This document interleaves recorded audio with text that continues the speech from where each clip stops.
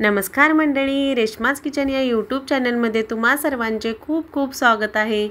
आजची रेसिपी आहे पालक पनीर। मस्त अशी पालक पनीरची भाजी। चला तर मग पाहूयात रेसिपी।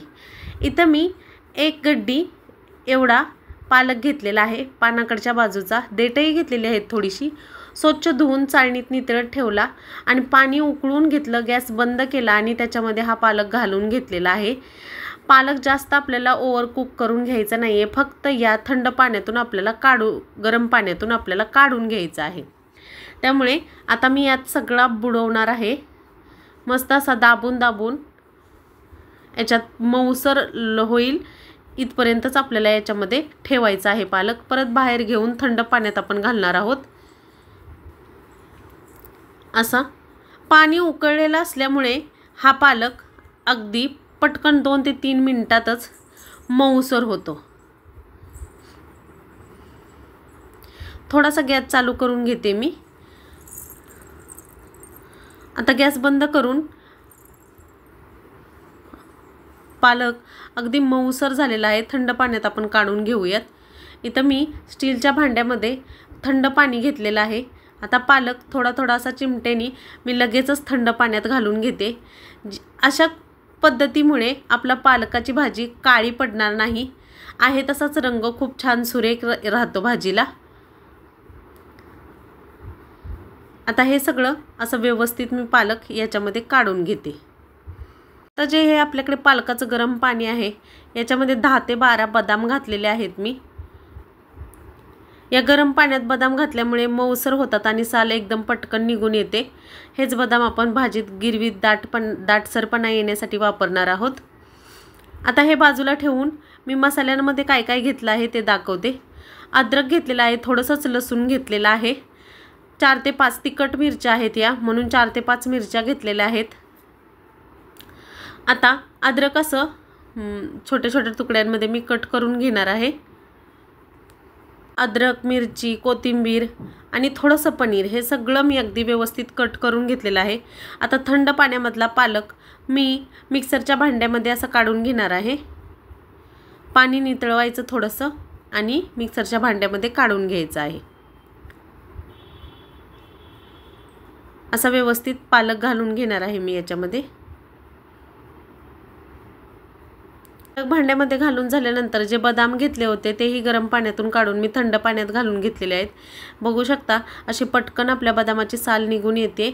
बदामाचे साली काढून मी घालणार आहे याच्यामध्ये। पालकामध्येच आपण बदाम घालत आहोत। असे व्यवस्थित सगळे बदाम मी याच्यामध्ये टाकून घेणार आहे। बदाम घातल्यानंतर जे चिरून घेतलेले मसाले होते, अद्रक, लसूण, मिरची आणि थोडंसं पनीर, कोथिंबीरीने एक वेगळी छान टेस्ट येते आपल्या भाजीला, म्हणून मी इथं कोथिंबीर ही थोडीशी घातलेली आहे। आता हे सगळं मिक्सरला अगदी पेस्ट करून घ्यायचं आहे आपल्याला। मिक्सर घेतलेलं आहे, आता चांगलं पेस्ट करून घेणार आहे मी व्यवस्थित। थोडंसं पाणी घालायचीही गरज नाही आहे, अगदी त्याच पाण्यावरती अगदी मस्त पेस्ट होते याची। अशी छानसर पेस्ट तयार झालेली आहे। अजिबात आपली भाजी काळी पडलेली नाही आहे, छान थिकनेस आलेला आहे आणि भाजीचा रंगही खूप छान दिसत आहे। चला तर मग आता पनीर कट करून घेते मी। हे 1 पाव इतकं पनीर आहे। आता व्यवस्थित मोठ्या मीडियम साईजमध्ये आपण हे कट करून घेणार आहोत। सगळं पनीर कट करून फ्राय करून घेणार आहे मी। पनीर फ्राय करण्यासाठी कढईमध्ये थोडंसं तेल घालून पनीर अगदी दोन्ही बाजूनी गोल्डन ब्राउन होईपर्यंत छान असं फ्राय करून घ्यायचं आहे।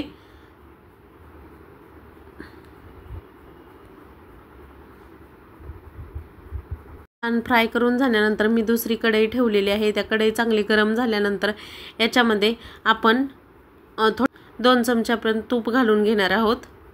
तुपामध्येच ही भाजी आपण बनवणार आहोत। तेलामध्ये फक्त पनीर फ्राय करून घेतलेलं आहे, कारण तुपामध्ये पनीर फ्राय करून घ्यायचं म्हटलं तर तूप खूप जळलं जातं, त्यामुळे मी पनीर हे तेलावरती फ्राय करून घेतलेलं आहे। आता तूप घालून घेतलेलं आहे। तुपामध्ये थोडेसे जिरे घातलेले आहेत। जिरे चांगले तडतडले की मग आपण पुढचे प्रोसेस करणार आहोत, मसाले बाकीचे घालणार आहोत। इथं मी थोडासा हिंग घालून घेतलेला आहे, तेजपत्ता, दालचिनी, एक लवंग असे मी खडे मसाले घेतलेले आहेत, तेही घालून घेतलेले आहेत त्याच्यामध्ये।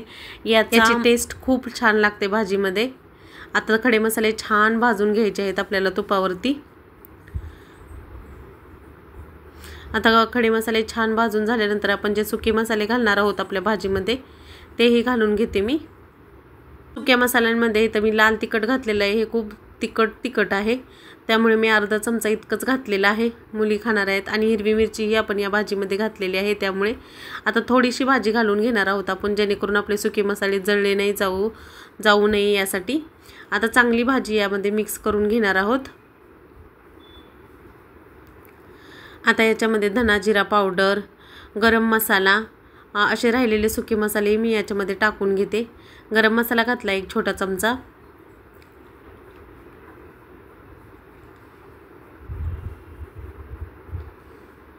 धना जिरा पावडर आहे एक छोटा चमचा,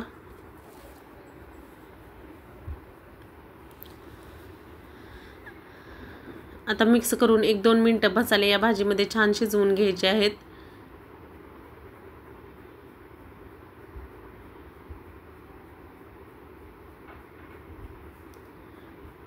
मसाले छान याच्यामध्ये शिजवून झाल्यानंतर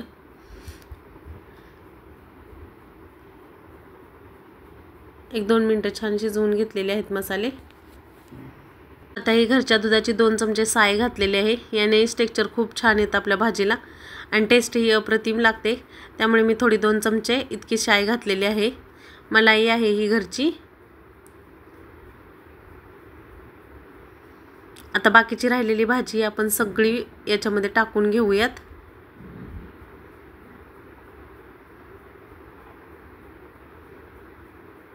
आता मी सगळी भाजी ओतून घेतलेली आहे याच्यामध्ये। हे सगळे घालून झाल्यानंतर जे आपण फ्राय करून ठेवलेलं पनीर होतं तेही घालून घेतलेलं आहे इथं। आता ही भाजी आपल्याला जास्त वेळ शिजवायची नाही आहे, फक्त पालकाचा कच्चापणा थोडासा असतो तो निघून जाईपर्यंतच आपल्याला शिजवून घ्यायचं आहे। 1-2 मिनिटं बिना झाकण ठेवताच आपण ही भाजी शिजवणार आहोत, कारण आपण झाकण ठेवलं तर भाजीचा रंग बदलतो, काळा होतो। मीठ घातलेलं आहे चवीपुरतं सगळ्यात शेवटी, आणि आता 2 मिनिटं आपण अशीच भाजी शिजवून घेणार आहोत छान पद्धतीने। जास्त वेळ लागत नाही, 2 मिनिटं शिजवायची आहे। 2 मिनिटांनंतर अगदी क्रीमी टेक्स्चर, स्मूथ अशी पालक पनीरची भाजी आपली रेडी आहे। चला तर मग सर्व करूया। इथं मी एक प्लेट घेतलेली आहे, त्याच्यामध्ये आपण भाजी सर्व करून दाखवते मी। मस्त अशी भाजी दाटसर, अगदी हॉटेलसारखी खूप छान लागते ही भाजी।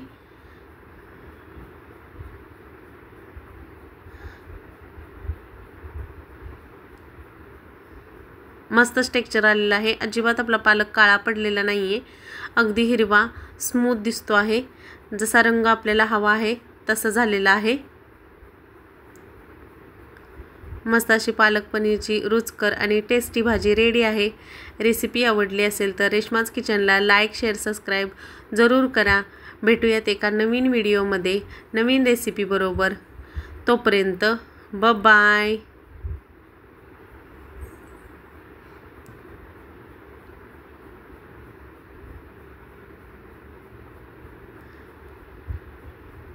रेसिपी कशी वाटली याची कमेंट तुम्ही नक्की करा। भेटूयात एका नवीन रेसिपी बरोबर नवीन व्हिडिओमध्ये। बाय।